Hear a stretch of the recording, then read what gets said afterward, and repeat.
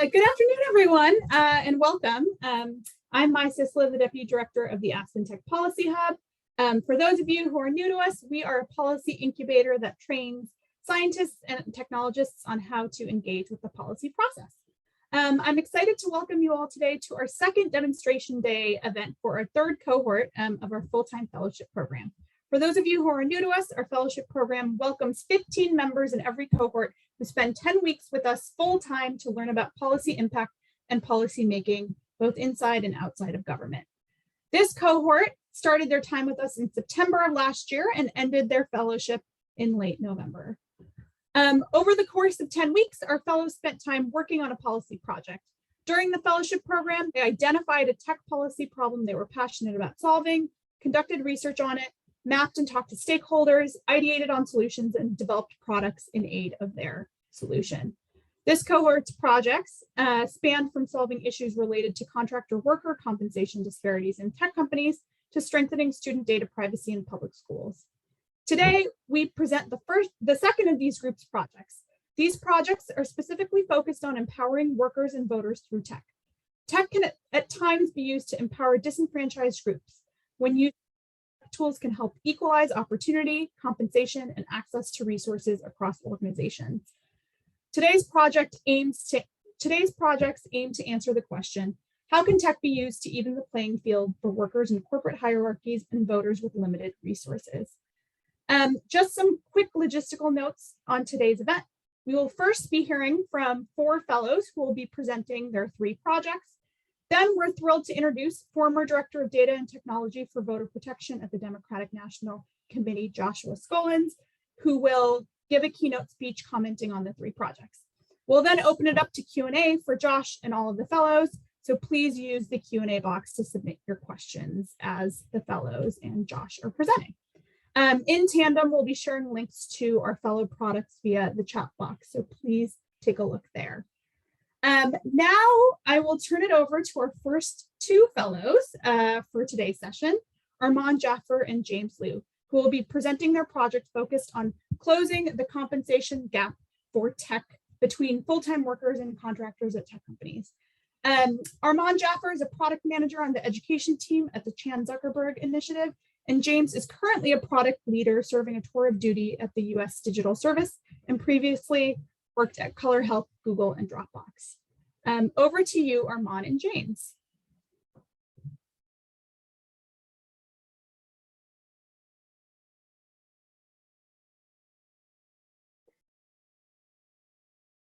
Cool. Thanks so much for the warm intro, Mai. James and I worked on a project focused on equitable compensation for contractors at tech companies. Trevor, who's about to present his project right after ours, was an amazing partner to bounce ideas off of. Before we start, we want to be very specific about who we mean by contractor. For this presentation, we're actually not referring to gig workers, but rather workers who hold full-time jobs at tech companies, but who are actually hired and employed by a third-party agency. Today, we will ask tech companies to use a pay equity framework that accounts for frequently hidden gaps to fairly compensate these workers. We also ask that tech unions in particular leverage the tools we've developed to support the prioritization and implementation of such a framework. James, take it away. Thanks, Arman. During our fellowship, we were fortunate to talk to many contractor workers, and I wanted to start with a story of someone we met, Jesse, a researcher who works at Google. A first-generation college graduate, they got hired into their role through a contracting agency. A few months in, they discovered that they were being paid nearly half of their full-time peers, despite their day-to-day being identical. And as the pandemic went on, they weren't entitled to generous sick leave or the impromptu rest time that full-time employees were given. Through this all, they were powerless to make change. Jesse's story is not unique. What started as a trend among specialty and blue-collar workers, contractor employment now applies to all roles, spanning engineering, design, and other roles filled by full-time employees. And since 2018, contractors have outnumbered direct employees at Google and many of its peer organizations. And despite many of these workers doing equal work as their full-time peers, there are tremendous disparities. In 2016, a landmark paper called Tech's Invisible Workplace found that those employed in contracting industries with equivalent responsibilities as their full-time counterparts earn 35% less. As we continue our own research into this area, we found that this gap is actually a result of many structural compensation differences that span across monetary compensation, unequal benefits, and job instability. First, contractors don't qualify for formal compensation like performance bonuses and stock options. Contractors also miss out on healthcare plans, parental leave, and other general benefits that tech companies offer. And third, with time-limited contracts and lack of severance pay, contract workers bear the cost of job instability on behalf of their employers. Importantly, these pay gaps perpetuate inequities that perpetuate in our society. In particular, contractors are more likely to represent marginalized racial and gender identities. And while there are so many ways contract workers are undervalued compared to their full-time counterparts, such as worker protections and limited career opportunities, we decided to focus our policy recommendations on the issue of pay equity. In our society, we have a value of equal pay for equal work, and we believe that this should be extended to contract workers as well. To this end, our policy ask is that companies should adopt a more equitable compensation strategy to take into account the hidden pay gaps of contract work. Next, I'll pass it back to Arman to talk through how we focused our fellowship efforts to make this vision a reality. Take it away, Arman. Thanks, James. As we started to look into possible solutions to this problem, we arrived at two stakeholders who we found we could actually change and actually make an important impact. Companies have moral and profit-driven reasons for compensating contractors equitably, especially during this historic labor shortage. We've learned from people ops teams that companies can be slow to actually change these policies and frequently don't even know that they exist. And we believe that our pay equity toolkit can help them adopt an equal compensation strategy that actually factors in some of these hidden costs of contract work that are frequently disregarded.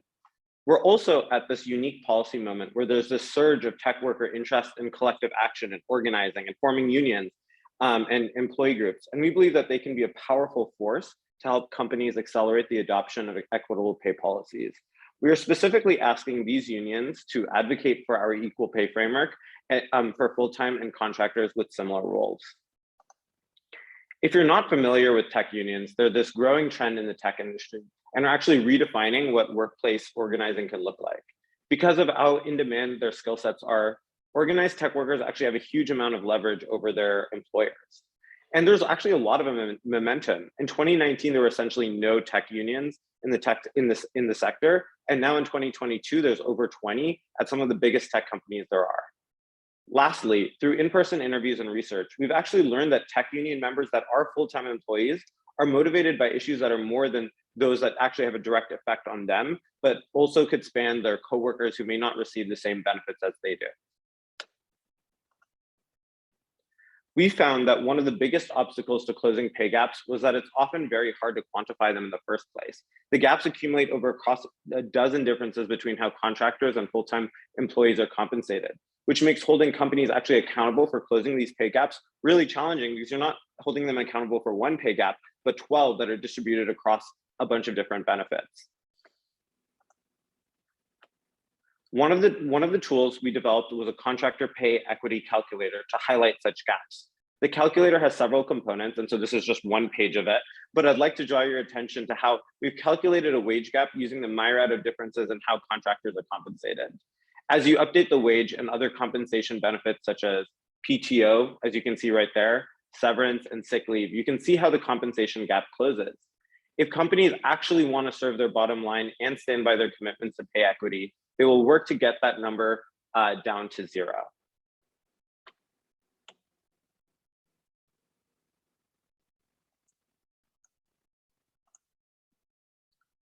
During this fellowship, we were actually fortunate to start a collaboration with the Alphabet Workers Union, which is a union with the Communication Workers of America and represents Google and Alphabet employees. We've been grateful to begin working with them on a strategy that involves using this equal pay calculator that I showed you above to quantify the unequal treatment of full-time and contract workers, and use this data to inform and support campaigns to win equal pay for equal work and to measure Alphabet's progress in closing gaps over time. We believe this strategy can be replicated by other unions and employee advocacy groups as well, and have outlined this strategy as part of our fellowship outputs. On that really exciting note, We're excited to see where this work goes and are grateful to the leadership and mentorship of a lot of the labor advocates that have come before us and who we've worked with closely during our fellowship. Doing this work is so critical to ensure that the future of work actually includes equal pay for equal work.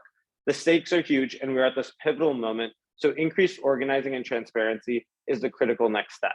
Thank you so much. I'll hand it back to Mai.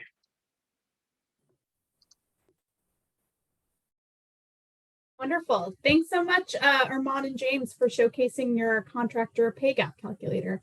I especially appreciated your project because it begins to help quantify some of those non-monetary benefits that full-time workers receive over contractors. For those of you who are interested in learning more, please check out the chat box to see the calculator yourself. And as a reminder, please use the Q&A function for any questions. We will get to them at the end. Next up, I'm thrilled to introduce our next fellow for this session, Trevor Pells.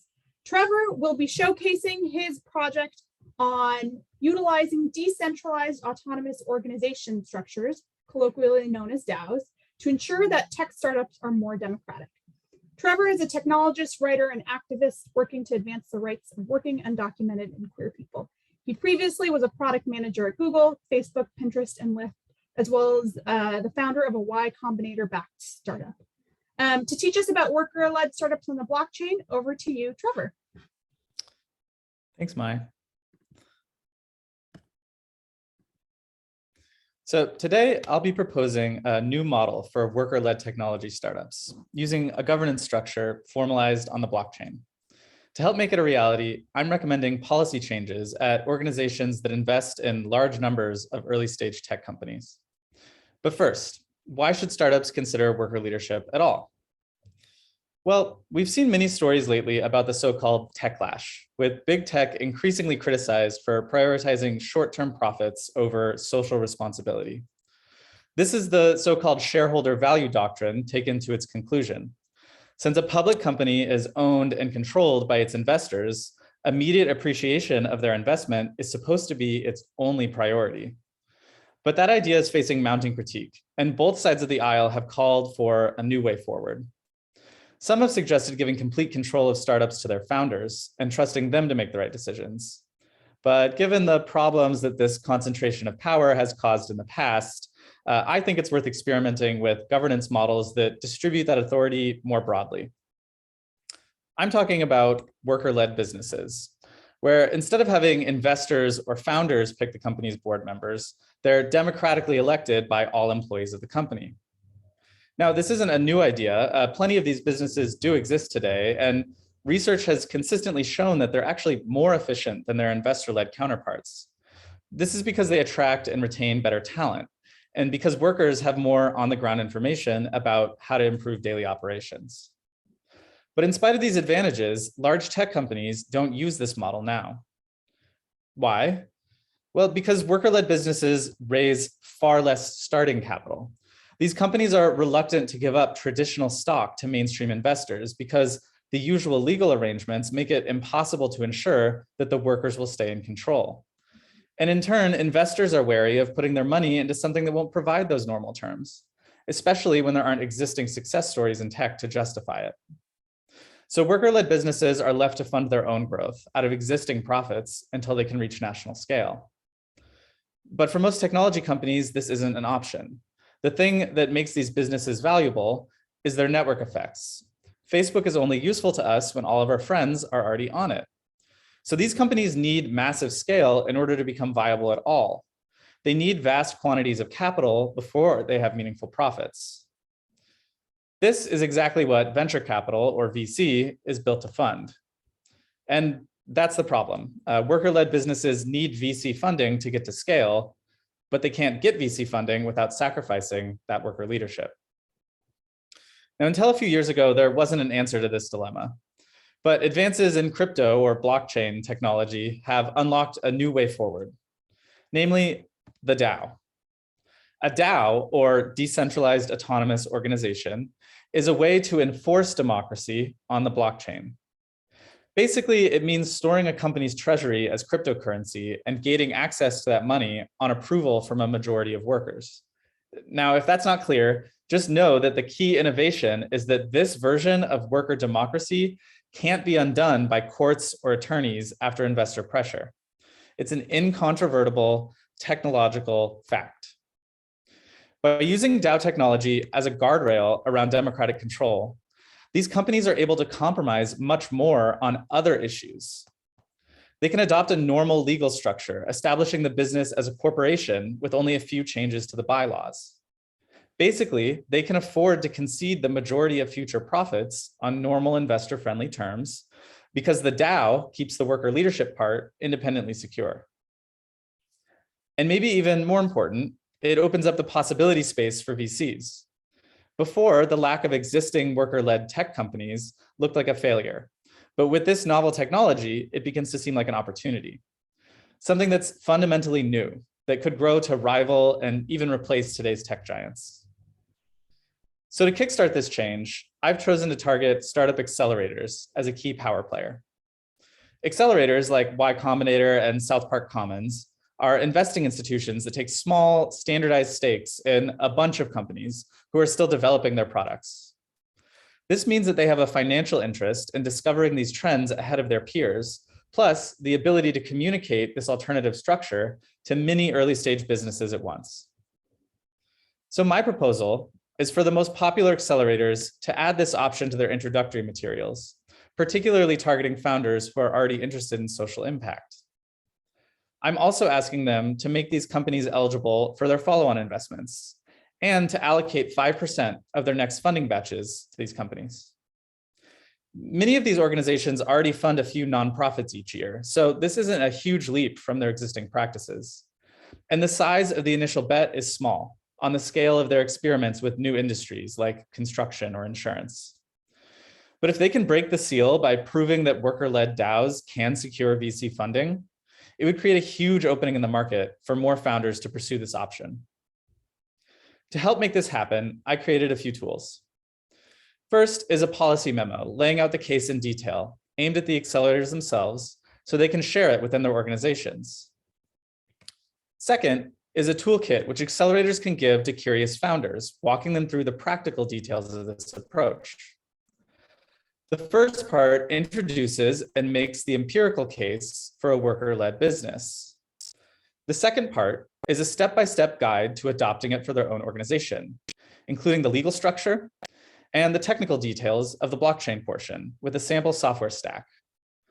Plus, there's an investor FAQ, which founders can share with potential VCs to address common concerns. Altogether, this provides the scaffolding they need to get their organization off the ground. Finally, I've summarized these arguments in an upcoming op-ed to seed the case with as wide of a popular audience as possible. So again, here are my asks for accelerators. This is a tricky and diffuse problem, which doesn't lend itself easily to a centralized solution. But hopefully this could be a powerful proof of concept that opens the industry to a new and better approach. Thank you. And back to you, Maya.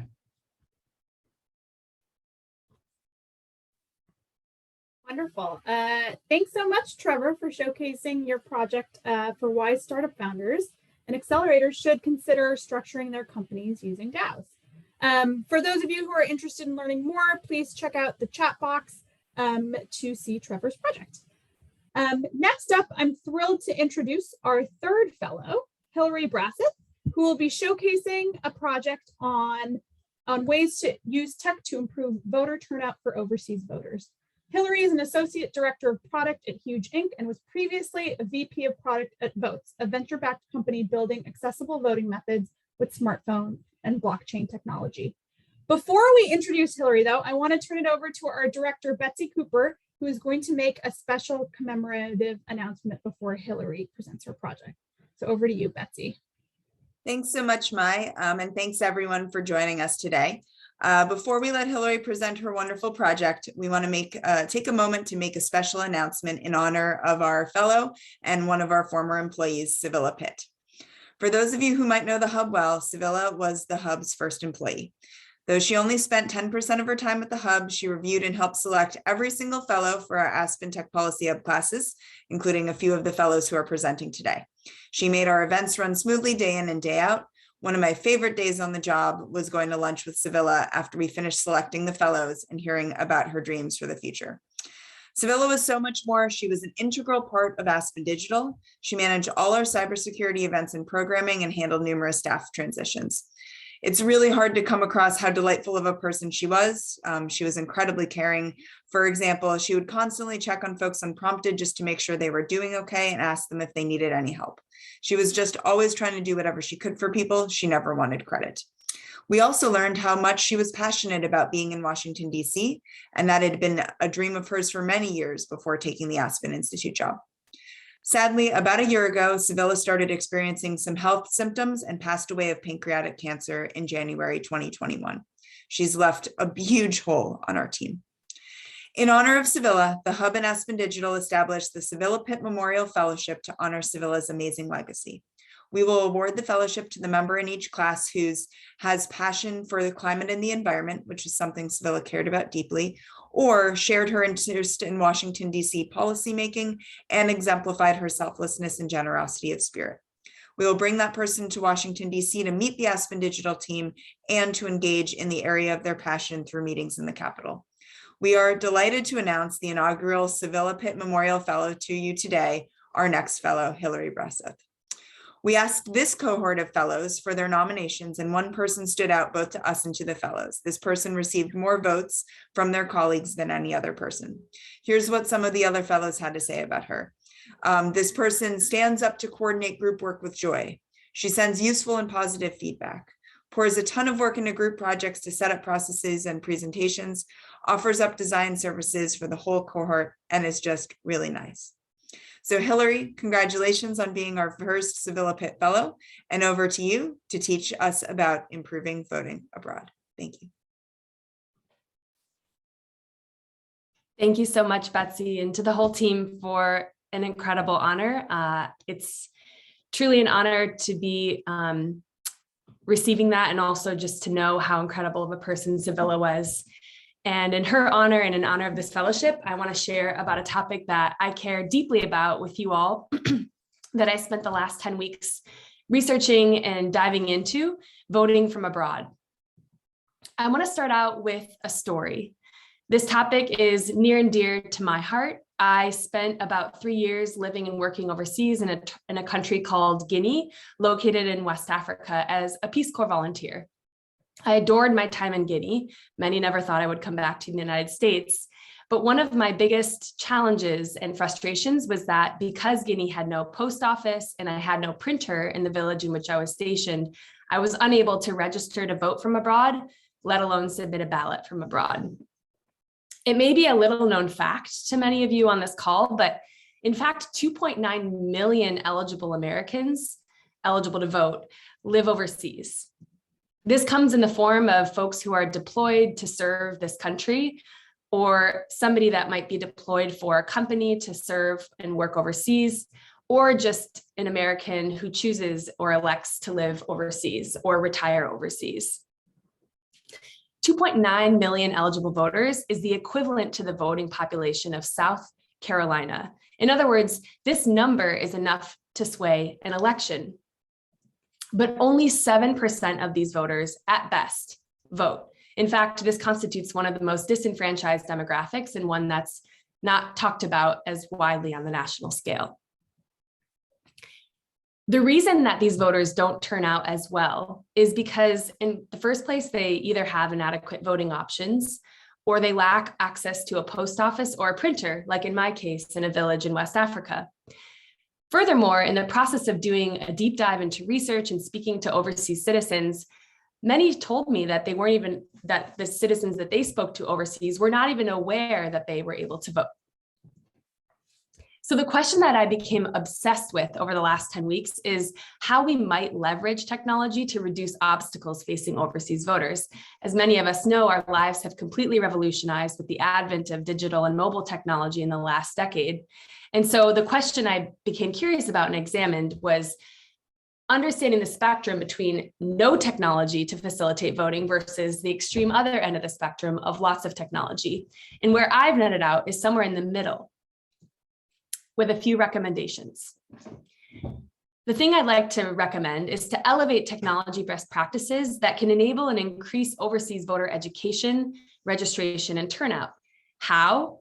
The two groups that I became really curious about were, on the one hand, secretaries of state, who gather under the body of the National Association of Secretaries of State, and ultimately, for the most part, create the laws around how people vote.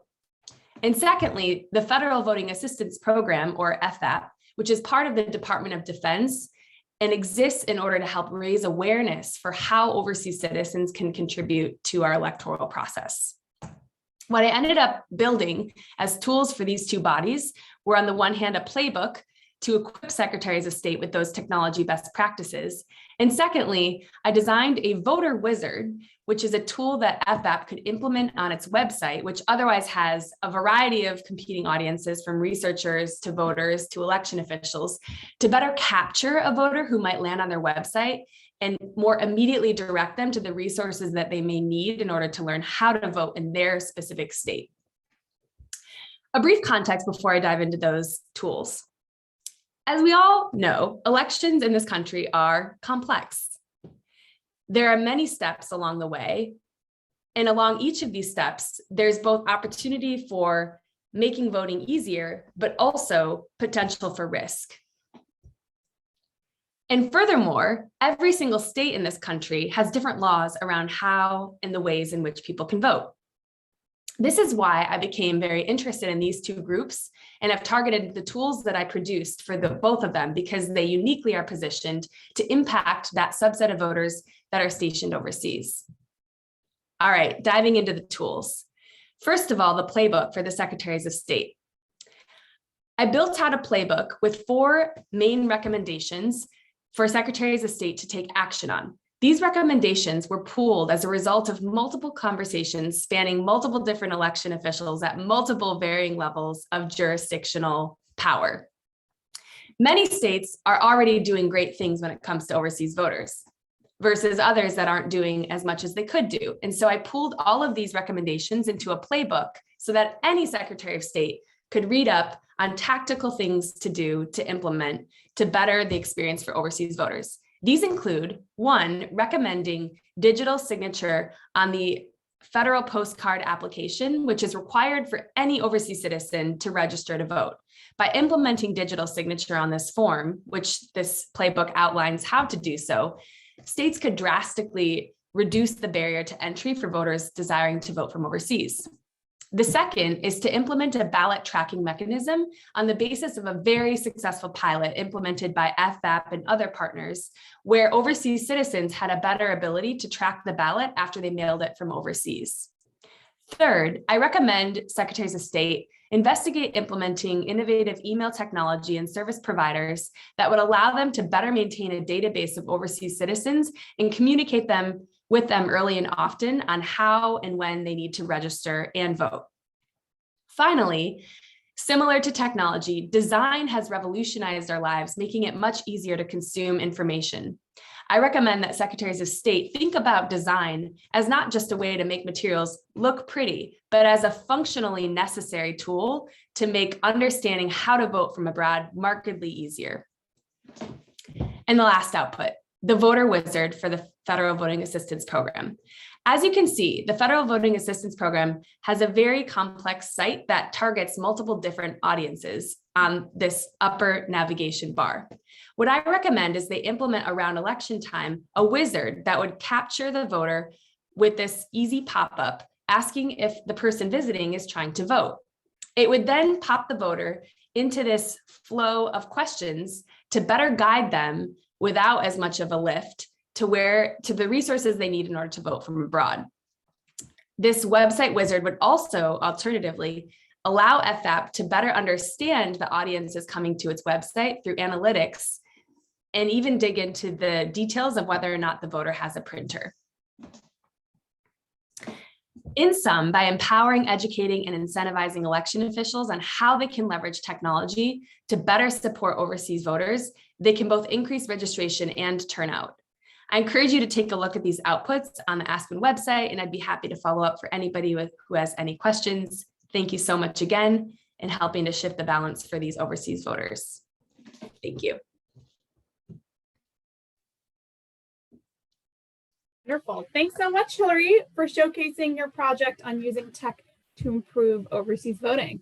I especially appreciate how much you emphasize the importance of design thinking for improving voting and just civic processes as a whole.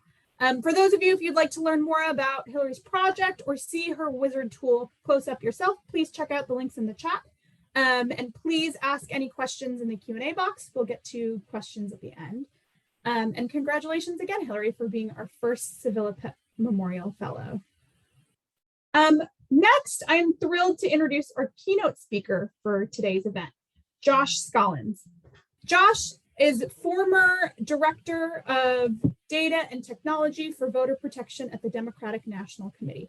Prior to that, he was Deputy General Counsel and a Senior Policy Advisor for the state of Connecticut. He spent the majority of his career in politics and in government, working adjacent to many of the issues that our fellows are passionate about. Josh will be commenting on the projects and sharing a bit more on some context. So over to you, Josh. Hello, and thank you very much, May, for that fantastic introduction. As she said, my name is Joshua Scollins. Josh Scollins. I'm the former Director of Data and Technology for Voter Protection at the DNC, as well as the former Deputy General Counsel to Governor Daniel Malloy of Connecticut, and a Senior Policy Advisor in a preposterously named executive branch committee called the Department of Administrative Services, which covered everything from state construction projects to the statewide enterprise technologies that we used and everything in between, which is to say that it was an honor to be asked to come and speak at this demonstration day today, because the projects that we just saw demonstrated for us are near and dear to, are all on areas of policy that are near and dear to my heart. Having embarked on a career in politics and policy almost a decade ago, time flies when you're having fun, I have been blessed to be able to get an overview of policy and policymaking at various levels of both state and federal government, but also across a broad scope of issue areas, which has allowed me to be a bit of a magpie and poke my head into a lot of interesting projects and policy areas. In fact, when I took the job at the DNC back in 2019, the position had never existed before. I actually came up with my own job title. And I was very much in the reverse position of all the fabulous fellows that we heard from today, because I was a lawyer and policy professional coming into the tech space and really getting my own 2-year fellowship on all things tech and data and technology related, and trying to develop tools to assist voters casting their ballot. Now, obviously, when I took the position in 2019, I was not aware that we were about to attempt to run a national presidential election in the middle of a global pandemic. In previous positions, I did a lot of trainings with volunteers, poll observers, and I would always use the example of a sudden power outage or a flood or all these other natural disasters that we had to be prepared for just in case the worst happened. But I don't think I ever really saw global pandemic coming as one of the obstacles that we had to overcome.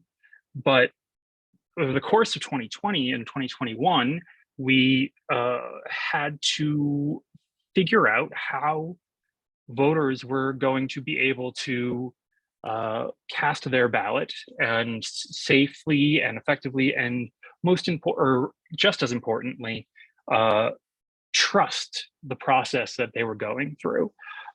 There was resistance at many levels to remote voting of any kind, meaning voting by mail or increased absentee voting opportunities.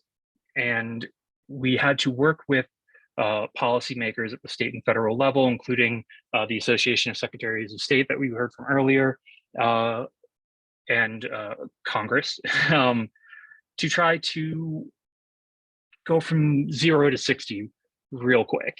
Many states that are not typically thought of as hostile to voters and voting rights also were the least developed in terms of vote by mail options, vote at home options, things like that. They were very much in person required in order to cast a ballot. In fact, in the state of New Hampshire, previous to 2020, you couldn't even register to vote by mail or online. You had to go to your local registrar's office in order to fill out a voter registration form. So actually, if you can't even register to vote from home, you certainly couldn't cast your ballot from home without a documented excuse. And so we had a lot of work to do, and we had to have a lot of conversations and come up with solutions. And one of the groups that we worked with was Democrats Abroad, and working with voters who lived abroad and who were, either for any of the reasons that we heard earlier, they were, enlisted military, military families, foreign workers, or workers who had moved abroad for work, and people who were just born to American parents, but outside of the country. And we ran a couple of resources for them. So I got to have a lot of great conversations with these voters. We ran a national, or I guess worldwide in this case, voter assistance hotline.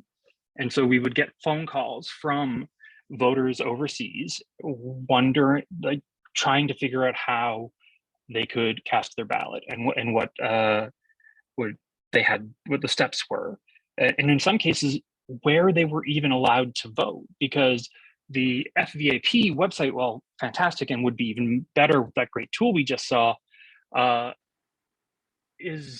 there's a gap, because one of the things that it doesn't help you figure out is, what state am I allowed to vote in? Like, if I am an American citizen born to American parents abroad, but I am eligible to vote in this country, but I've never lived here, and I don't know what state I am allowed to register in. And it's something of a cliche in election administration circles to say that we don't actually have one election in the United States. We have thousands of elections all going on at the same time, because they are administered at the hyper local level in a lot of places, either at the county or municipal level. And so if you don't even know what state you are eligible to vote in, you certainly don't know which county you are supposed to return the federal postcard application to. And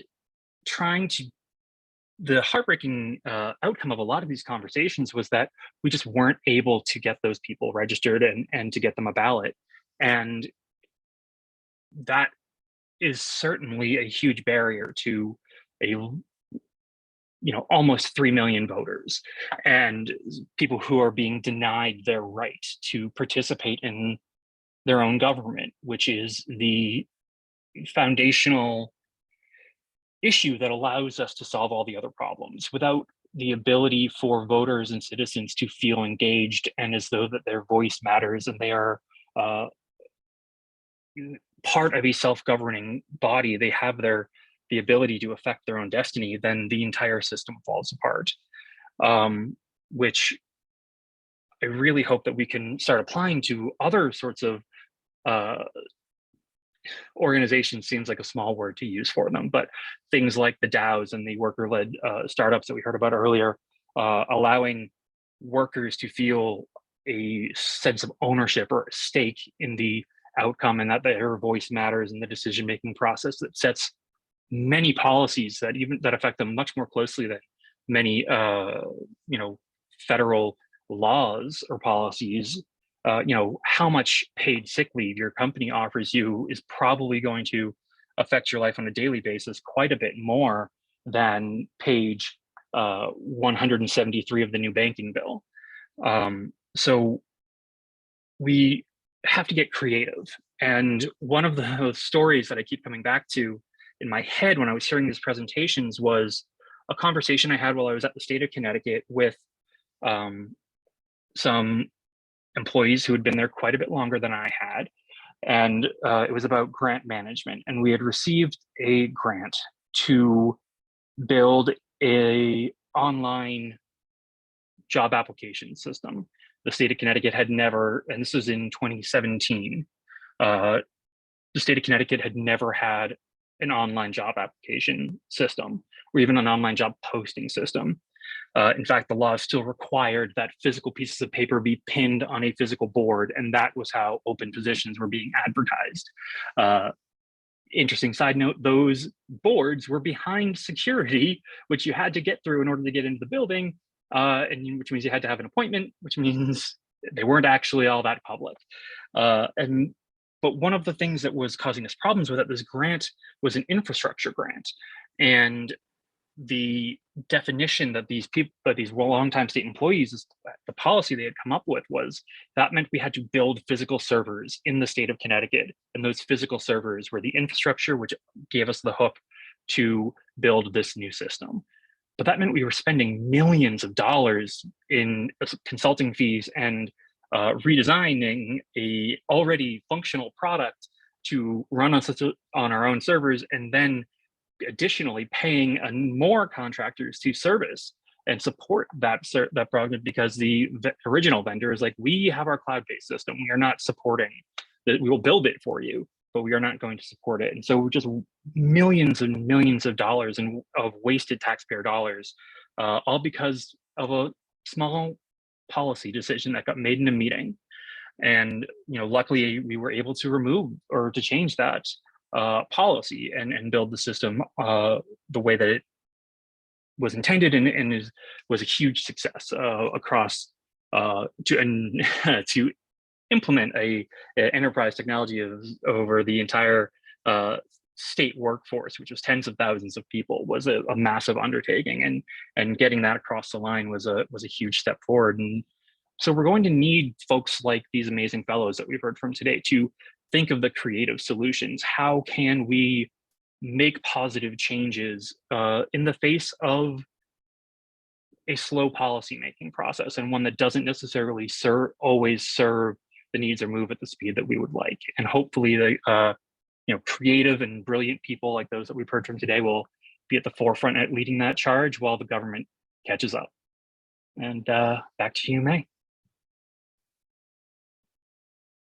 Wonderful. Thanks so much, Josh, for all of the insights on the projects. I super appreciated how you talked about what sort of going through what seemed like a human-centered design thinking process to help improve voting processes for abroad voters, similar to what Hillary touched on. So common themes. Next, so for folks in the audience, I'm going to bring back all of our speakers from today's presentation for an open Q&A session. I know we have some great questions in the chat. As the fellows come back up, I will direct the first question to you, Josh. Did you ever see a reluctance to using tech in your role, and how do you know when a digital solution could be helpful versus not in some of the issues you identified? I saw great reluctance to using tech solutions for any number of reasons. I heard everything from lack of trust in verification, the voter fraud concerns that are in the news, we'll say at least. I won't dignify them any further than that, to some fact that people who would be in charge of implementing them didn't understand the technology that they would be implementing, didn't have the budget to pay for it. And so there are a lot of barriers to introducing tech solutions to public policy problems, because it's not at the governmental level. It's not always enough that a tech solution solves 90% of the problems, because the government has to protect 100% of the people. So even if a solution would improve our efficiency of providing services to our citizens, it could leave other people behind. And that was, and those people who would be left behind have their own advocates, as they obviously have a right to, and that would be one of the barriers that we would have to overcome. But yeah, we saw a lot of reluctance to use technology in every position that I've had where I've been trying to push things, which is why James at the USDS is so important, because that is an organization that I referenced quite a bit, because it's going to require places like that are able to lower the cost and the barrier of entry to using some of these technology solutions in order to get local, state, municipal organizations or governments to adopt them. Wonderful. Thanks, Josh. My next question is going to be for Arman and James. So based on your research, what are the main reasons for companies to hire tech contractors versus hiring the same people as full-time employees? Yeah, I can take that one. So through our research, we learned that, there's actually many different reasons why companies may hire contractors. For example, one reason that we heard frequently is that the employer will find a need for, say, an industrial designer, but they're a tech company, so they don't actually have the skill set necessary to even hire, let alone employ someone. And so they might hire a contracting agency to actually provide that service. But often we heard about these needs where, a tech company was looking to staff up really quickly, and so hired a lot of contractors to get a project done, but would continue to retain them for years and years and years, and not actually reconsider whether that there was actually a need to convert them to full-time. And so what you see is there's a high attrition, and it actually becomes much harder for the tech company to manage these contractors because they're not being treated fairly and they're leaving, and all that context is leaving. And so we actually found these windows where it made sense for companies to convert them to full-time employees, but they weren't being prompted to do so. And so it wasn't a profit-driven reason to actually keep them as contractors. And so, every tech company is slightly different, but we did realize that a lot of times it would benefit the company itself to convert them to full-time employees or hire full-time employees for specific roles that currently are employed by contractors. Wonderful, thank you. My next question is for Trevor. Would volatility in underlying cryptocurrencies like Ether or Bitcoin impact the viability of a DAO governance structure? Yeah, so companies that are nervous about this can use other cryptocurrencies that are called stable coins, which are pegged to the US dollar, so they don't have the same volatility. And that's relatively new technology. So there's a little bit of concern that those could eventually become unpegged and crash. But if that does happen, then because of the interlinks between crypto and the mainstream financial system, the global financial system would probably collapse anyway. So you'd have other things to worry about. But yeah, stable coins. Well, thanks, Trevor. A question for you, Hillary. So this attendee says, I didn't realize overseas voters voted at such low rates. How do you think we can encourage voting in situations like you described in your personal story, e.g. when there's no post office or easy access to internet? How would your tools help in this specific situation? Yeah, that's a great question. I think the interesting piece is that I actually did have access to internet, even being in the middle of a tiny village up in Guinea. And so the world has really shifted on its access with regard to access of technology much more quickly than, say, access to your pen and paper post office. And so this was kind of the crux of the pursuit that I looked to investigate as I was going down the rabbit hole of this project. And so even being able to have emails from my election office letting me know pedantically what I needed to complete by when, so that I could have planned to make the trip to the capital city such if I had to vote via paper ballot. Now, some states allow their overseas citizens to vote using as far reaching as like an internet portal. The state that I was registered to vote in at the time did not, but I think having had that early and upfront communication where I could have planned my trip, and furthermore, digital signature, which is my first recommendation in the playbook. If my state had allowed me to submit my registration form with a digital signature, that would have removed one trip to the capital city, which was an 8-hour bush taxi ride, which I could have only done once to submit my ballot rather than twice to submit my registration form and my ballot. Wonderful. Thank you for sharing. I have a couple of questions for James and Arman. So one of them is a clarification question. So in your project, are contractors different from gig workers in the context of what you're working on? So they are, and I think we talked a little bit about that on the top of the presentation, but not to get too technical, but there's 1099 workers who are frequently referred to as gig workers who might drive for Uber and then Lyft and then drive a DoorDash. And so those are small contracts that they make that are facilitated by these gig companies. And then there's W-2 employees. And the distinction here is the reason why they're called contractors for the W-2 employees who are the subject of our project is that a company contracts with an agency to basically provide them a W-2 worker to work for, say, a year-long contract, and then they go back to that agency. And so there's a bunch of different kind of a completely different set of laws and regulations about how these contracts work. And one of the problems you see is that these tech companies, these W-2 contractors are sitting at Google, at Facebook, doing the work that these Facebook employees are doing, but they're actually employed like full-time in some ways at a different agency. And so that's really where that pay inequity starts. And that's actually why a lot of the pay equity laws fail, because when you break it up, they're two different companies, but functionally it's basically the same company because you're working side by side with these contractors. Wonderful, thank you. Trevor, how do labor organizers feel about DAOs? This attendee seems to have some skepticism that this may be a tech solution to fundamentally a labor problem. So I'm curious to know your thoughts. Yeah, so I think that there are two ways of attacking the same problem, particularly within tech. I think at a small company, it's going to be difficult for a founder to start a truly independent union because they are the founder, but they can make the company into a worker-led business, and that's going to last. Whereas at a large company, you're not going to just suddenly convert Google to being worker-led at this point, but you can do union organizing there. So there's sort of just complementary approaches. And I think that this is shared more broadly among union organizers. If you look up Lorena Gonzalez's Cooperative Economies Act in the California legislature, it's basically putting forward a model for future worker cooperatives, worker-owned companies that will also still have unions as part of their structure. And Lorena Gonzalez is sort of the main ally of labor in the California legislature. So I think that reflects an openness to this two-pronged approach going forward. Well, thanks, Trevor.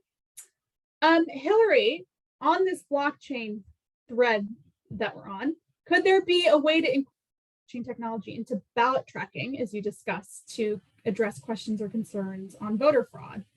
Or are there other ways to address concerns on voter fraud? Yeah, I think this is a really interesting and meaty inquiry.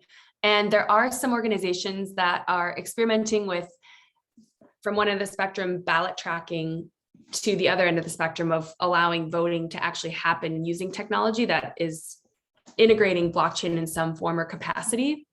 I would say that we're a little bit on the nascent edge of that voting technology being adopted widely, but it is being piloted with those overseas voters. And I think this question is spot on, that they're similar to what we're hearing from Trevor. There are use cases where blockchain or similar technologies could lend themselves to facilitate that tracking and also reduce voting fraud in the long term by providing that full chain of custody. Wonderful, thanks, Hillary. And one last question for Arman and James. Do you think government has a role to play here in sort of closing this contractor full-time worker pay gap? Yeah, so this is definitely an area we looked into during our fellowship. And one of the most promising areas where a lot of pay equity work has started is around transparency.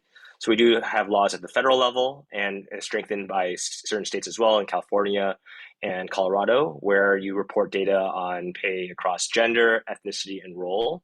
But one of the main limitations we saw with these laws was that it doesn't really compare contracting agencies and contractor workers to full-time employees. So there's essentially a loophole. And around data in terms of having the data for enforcement is hard to come by. And we do believe that strengthening legislation in this area is a really important start and is the foundation for equal pay laws in our country. On another note, we do found that a lot of countries outside of the US have equal pay regardless of worker status. So as these movements continue to grow, I think that will also pressure organizations in the United States to start to enact more equal pay laws, pay strategies here as well. Well, thanks, James. If you don't mind, could I just say one other thing about that to sort of bounce off James's great point? some of this is doesn't necessarily require a governmental change in policy, but rather enforcement of policy better enforcement of policy as it already exists, because they're dating all the way back to English common law in the Magna Carta. They're not that far along. There are legal tests to determine whether or not a contractor is appropriately classified as a contractor versus a direct full employee.